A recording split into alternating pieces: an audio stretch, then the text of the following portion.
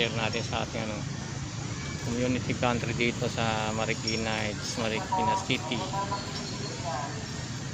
sa aming tao.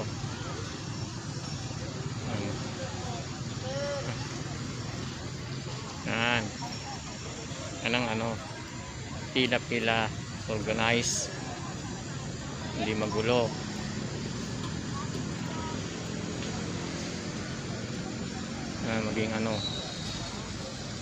Maging katulad nito, hindi katulad sa iba nangyari na viral.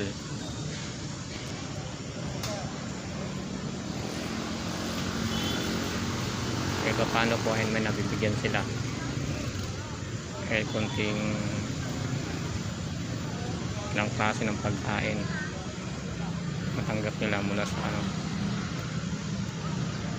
kahit hindi pandemic.